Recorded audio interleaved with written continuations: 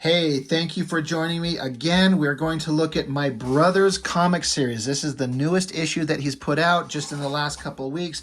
Issue 8 of his comic series, Bliss. I've done every other issue that he's put out, and I found them incredibly fun. I found the story enjoyable and always entertaining, always funny. There's always something in each one that makes me laugh or makes me go, oh, that's clever or that's unique. And I find that kind of important. Even if it's a book, I'm not talking about this one, but just in general, like if you're reading a book and everything's kind of like standard stuff, and you're like, it's okay, it's fine.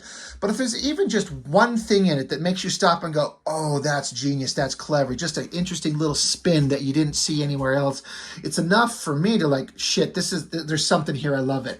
And my brother seems to have several of those in there for me. Now, I'm biased, of course, it's my brother, so I'm a little bit like, oh, I'm interested to see what he's doing. And even if I thought it was terrible, I'm not going to tell him. I mean, that's not true. He's actually told me to be honest about his stuff. And we critique each other. We kind of keep each other in check a little bit. He'll tell me when something's not working, or I'll run ideas by him for my own stuff. And he'll kind of give me, yeah, that works. Or no, I don't think that works. And I can take it or leave it. And I've told him my honest opinion on his stuff. And I could critique some things like I could any comic book. I could throw down any number of different comics that I've got sitting around. I could give you all kinds of critiques on different stuff or what I think could be done differently, but what the hell do I know? I ain't shit. But overall, we're here to look at a new work from somebody that's got just a small title, and if you're interested in looking at something that's different than the standard stuff you've been reading from Marvel or DC forever, independent books, I'm like, that's kind of where it's at. So we're going to get into this one. The book's titled called 1 in 4. What does that mean? What is the significance? Well, we're going to find out. I like the cover. I think that's interesting. So, as usual, it's got kind of like a breakdown of kind of like the basic premise. If this is your first issue of Bliss and you've never read any of the previous issues, this gives you kind of like a basic rundown of what's going on. So, an interesting thing that's here, trying to make sure everything's in frame here. I'm always trying to adjust the camera here. So you got Art and Letters by John Norton. Story, Lori Robinson. This is my brother's wife. And he brought her in and they wrote a story. She wrote a story and then they worked on this script together, John and Lori on the script, but Letters is my brother. But his wife wrote a story for him. And so that's interesting. I remember him telling me about this long time ago, and then I kind of forgot about it until he put the book in my hands. I'm like, oh shit, what's this all about? Let's see what's going on here. So, if you recognize this, I knew it immediately. It's Malcolm Reynolds from Firefly, and he's reciting the dialogue from the movie Serenity at a very specific moment. He's talking about there's horrible things going on. Like, I'm not going to read it to you. If you know the movie and you read this dialogue, you know what he's talking about. But basically, what the character's getting at is that there's some horrible shit going on, and somebody has to speak for these people. And if we don't, no one else will. So he's like, so you know what? Right here, it says, a year from now, 10, they'll swing back to the belief that they can make people better. And I do not hold to that. So no more running. I aim to misbehave. Straight from the movie. And then you got the main character, the girl, Bliss. And she's watching, and she's saying how this guy that she ran into in the previous issue, a couple of the previous issues, recommended to her just on kind of a bit of random dialogue. He's like, by the way, you should check out the Firefly TV series. It's amazing. So now here she is watching it, and she's saying what so many of us said, God damn, this show's good. I can't believe it got canceled. So I got to readjust my camera here just a bit. Also, I should point out this entire issue is done in splash pages. So that's quite the challenge to pull off. I don't know. I didn't ask my brother that I can recall like how he found it. Was it challenging? Was it harder than he thought? Was it easier? I don't know. But anyway, she's just kind of thinking to herself like, this sucks the show got canceled, but ever since, she kind of had her own awakening. She basically woke up without her memories in the previous issues, and she's just trying to like re-find herself and reacquaint herself with different things in life, and she's watching this TV series. Meanwhile, she hears voices yelling from above. And she's like thinking to herself, like, shit, the neighbors are fighting again. This is the third time this week. It sounds like it's getting worse. The boyfriend is losing his temper more and more. Sounds like he's blaming his girlfriend for everything wrong in his life. And she's like, I want to go up and say something, but I don't know if I should interfere. But she's also like, I'm pretty sure he's hitting her. So kind of like, what do you do in this situation? If you hear people like in a domestic violence situation in your apartment next door, do you say anything? Do you keep your mouth shut? What do you do? So she's like, you know what? Because she's got a life as a superhero, but she's got to keep a low profile. So she's like, I got to keep a low profile. I can't risk my identity. Maybe it's just a smart idea to not get involved. But as she's watching this show, and time-wise in the film, right about this point, you got Jane saying, Shepherd Book used to tell me, you can't do something smart, do something right. It's almost like the universe is telling her, like, as she's debating whether or not she should get involved, she's just like, oh God. She says, God damn it. I think that's brilliant, because timing-wise, it fits with like this scene and the dialogue they'd be having, just enough time to pass that this would be what would come up. So it cuts to her knocking at the door. She's like, hey, you guys all right? Come on, somebody answer the door. Don't make me call the cops. The guy swings the door open. He's screaming at her, like, what the hell do you want? And she's like, you guys are I just want to make sure everything's okay. He's like, yeah, everything's fine. So Bliss tries to talk to the girl in the background who's on her knees and looks like she's got a battered eye. The guy's like, everything's fine. Leave us alone. And she's like, I'd like to hear that from her. So he's screaming at her. You're hearing it from me. Now, if you know what's good for you, you'll leave us alone and mind your own damn business. Screaming at Bliss right in her face like I don't know if he's a drunken idiot or just an angry douche. Who cares? It doesn't matter. He's flipping out, screaming in her face, and slams the door. He's like, all right, bye-bye then. Slams the door in her face. Then you hear him saying, look what you did. Your crying and screaming is bothering the neighbors. Now I'll teach you how to keep your mouth shut. So Bliss kicks the fucking door down. Boom, crash, right in there. And the guy is getting up in her face again. She's like, get away from her, you son of a bitch. The guy's like, what the hell are you doing? She's like, if you think you're going to hit her again, not happening. So you're like, look here, you crazy bitch. I'm going to give you one last chance to walk out of here. Pow, she socks him right in the face. Knocks him the fuck out. Nope, doesn't knock him the fuck out. I'm sorry. It should have. It could have. It probably would have been better if it would have. But now he's pissed off. He grabs a knife. He's like, that's it, you crazy bitch. You think you could show up in my door and get in our face? Comes at her with the knife. He's like, I'll show you both. And then he just gets slammed into the wall. Now he's knocked the fuck out. I was getting ahead of myself. I knew he ended up knocked the fuck out, but slammed on the ground. She's like, he's down for the count. And she's like, I remember looking down at him, thinking how pathetic he looked, how small he looked. So she's comforting the girl. The guy gets hauled away by the cops. And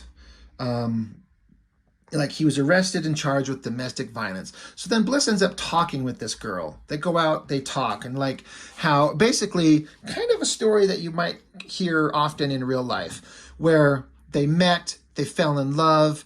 He convinced her to move away from family and friends. He wanted to spoil her. He was going to take care of her. She wouldn't have to work. He'd take care of the bills. They could start a family. But suddenly he started getting mad. He'd get angry. He'd smack her a little bit, make her feel like she's the problem, like she was the one going crazy. So Bliss, she's like, I just listen. I try not to judge. Who was I to tell her how to live her life? But I was sad for her. And she said, this girl's like, she told me that it was over between them. She's like, I'm done with this guy. But if anyone knows the real world situations, like often that's not the case. So it cuts to some time later, few weeks later, Bliss, the character, she catches them, they're back together. The guy said he was struggling and he was afraid he was going to lose his job and he couldn't take care of her. So his temper got ahead of him. And she's like, she believed him. She loved him. She took him back. And Bliss is saying, I just didn't get it. I didn't understand it. A few days later, I heard the same yelling and screaming from their apartment, but this time I decided to not get involved. Then I heard two loud noises, and I rushed up there as fast as I could get. When I got there, it was the most horrible thing I've ever seen. In the showing how she went into the apartment, and clearly, he shot her and then shot himself.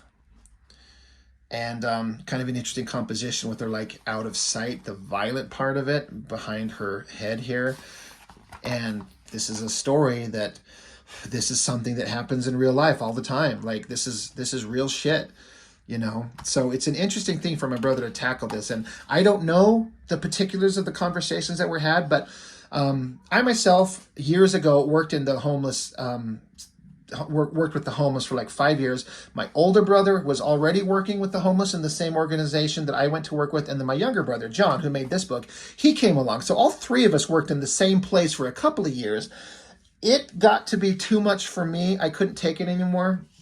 And I quit that job. But my two brothers still work in that kind of world.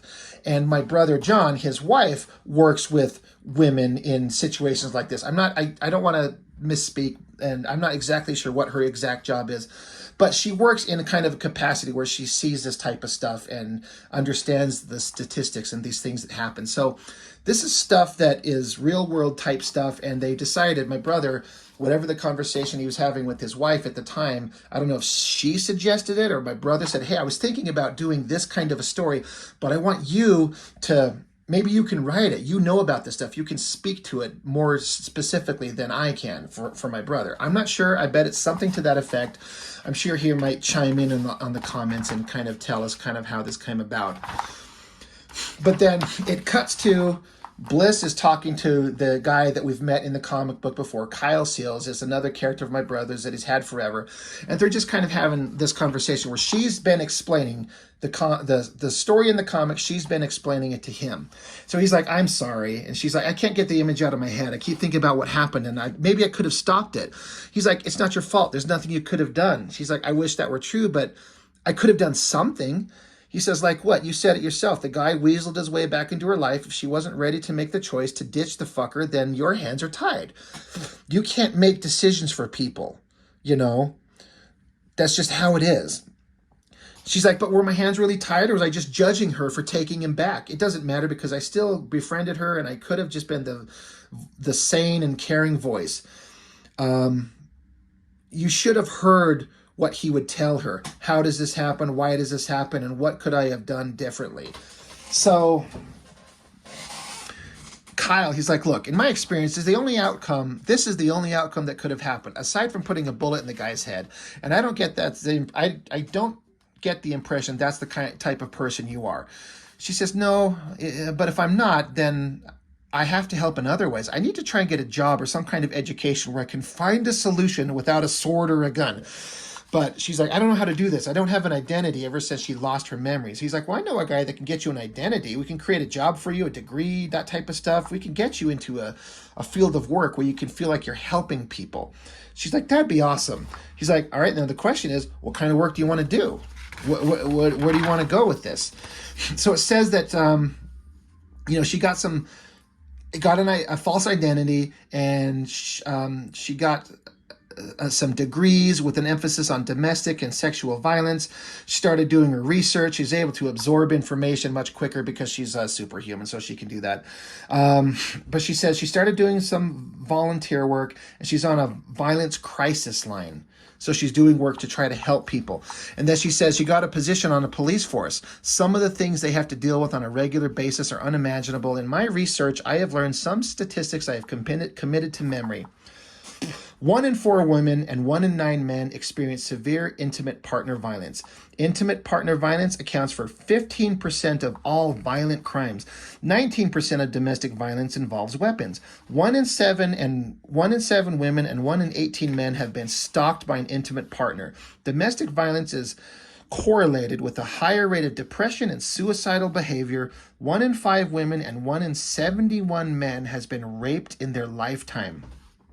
72% of all murder-suicides involved an intimate partner. 94% of the victims of these murder-suicides are female. So she's saying, like, Kyle also suggested that I start recording my thoughts down somewhere if I'm going to do this kind of work. He says, if you don't get that shit out of your head, it'll come back at you like a kick in the nuts. He said, whatever that means. That's a funny bit of dialogue there. So she's like, I'm starting this.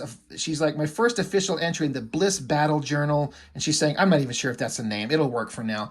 This experience has been a real eye-opener. You can't just kick down every door and punch a bad guy in the face and expect everything to come out okay.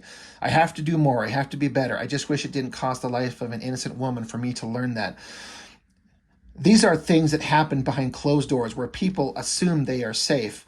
I'm not naive. I know that these things will happen all over the world and happen every day. I know that there is no way that I could possibly stop them all from happening. But God damn it, I'm going to try. And then it ends with the National Domestic Violence Hotline and a phone number for anybody that wants to have like a number to call if you're in a place where you need some help, you need someone to talk to, you don't know what to do. I love how they threw that in there. Also, we can't hide the obvious kind of like Batman, the animated series, silhouette, and then the lightning bolt striking, lighting him up to see the character. I love that little dramatic thing. But I love the idea of this story that he threw in here with his wife about domestic violence, real world statistics, and they throw in the phone number for the National Domestic Violence Hotline. And that's kind of the end of the story. Great story, great kind of way to make a point to take your comic book series that he's been doing. This has been kind of like an action adventure, lighthearted humor, hot girls, cool guys, bad monsters, violent like superhero battles, but we're going to stop everything and kind of address a real world thing in a comic with your own voice. There's no like political messaging. It's not left or right or up or down. It's just like, this is the world. These are things that happen in the real world. There's no easy answer to it. Some people are just horrible, and you can't make some people understand that it's not as simple as like, he's terrible, just leave him. That'd be nice if it was that simple, but often it's not. Like, when you're trapped in a situation, you don't know what else to do. Maybe you don't know how you're going to survive. Maybe you don't have a support structure surrounding you. All your family lives far away, or you've alienated your family and your friends, and you're the only person in your life. There's this horrible person that you're with that has kind of isolated you, and then he beats the fuck out of you, and you're stuck, and you don't know how to get out of it, and it ends up sometimes costing the life of somebody. And this can happen to men or women. Now, honestly, obviously, we know that like domestic violence situations, as the statistics pointed out, that it can happen, it does happen more to women, more violence against women by men. And of course that's obvious, but it can happen to anybody. A woman can be just as horrible to a man in different ways. Violence is violence, and it's not okay either way. And I think it's great that they shouted that out, showed the statistics for both men and women, and made a point to say, here's a way that we'd like to solve it, but we can't. You can offer help. You can offer all kinds of advice, everything that you want to do, but ultimately a person has to decide what they want to do for themselves. You're responsible for your own choices, your own actions, and there's only so much you can do. And sometimes shit works out, and sometimes shit absolutely goes terribly, and you can't, what do you do? You're like, life is hard. Life is difficult, and there's no easy answers. And if you're lucky enough to be in like a loving relationship with a significant other of whatever type, and you feel safe and secure, like, it's such a blessing to have a partner that's with you, that gets you, and they're your support structure, and they back you up, and they make you feel safe and secure. And then you see other people in a horrible situation. I've got some friends that I know that have been through it. I've got some family members that I know have been through terrible things. And it's just devastating to see families torn apart, especially when there's kids involved, whether it's just adults or a family with kids. You hear it on the news where, like, murder, suicide, person killed significant other and the kids and then themselves. Like, it's just horrible. It's absolutely horrible the way that humanity can be, capable of the most beautiful dreams and the most horrific nightmares. It's just, we're capable of the best and worst and everything. And it's a hard existence sometimes. And so the best thing in the world that you can have is, in my opinion, if you're married and have a significant other, but it doesn't even have to be in marriage, someone you're living with, a partner that you're with in a long-term loving relationship, or even just best friends, people you can go to. I know that when I went through my divorce a couple years ago, I was the most beat down, destroyed version of myself that I've ever experienced. And it broke me, and it hurt me, and it screwed me up. And I still feel that I'm not the same person that I was. I feel like I was a happier, nicer person in a lot of ways. And the only way that I made it through was through close friends and family that helped get me through it and was there for me. And that's not the same thing as what we're talking about here, but I think I'm just talking about the idea of how life is incredibly difficult. And if you've got true good friends and family to back you up and support you, hold on to them, understand it, respect it.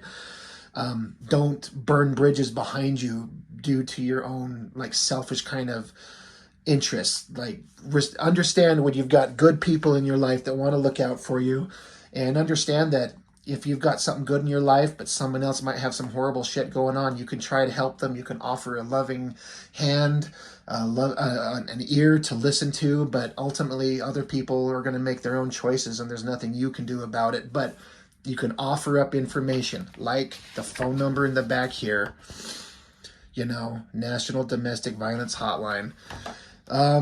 It's an interesting book. It's a interesting kind of different kind of vibe, but I like it. It works. And my brother, issue 8, he's got 8 issues of a comic book. He's drawn almost all of them. Issue 7, I think it was it 6 or 7? I drew for him. And then there was an issue that he did where he drew some of it, and then some other guys come along and drew some parts of it. But all his stories.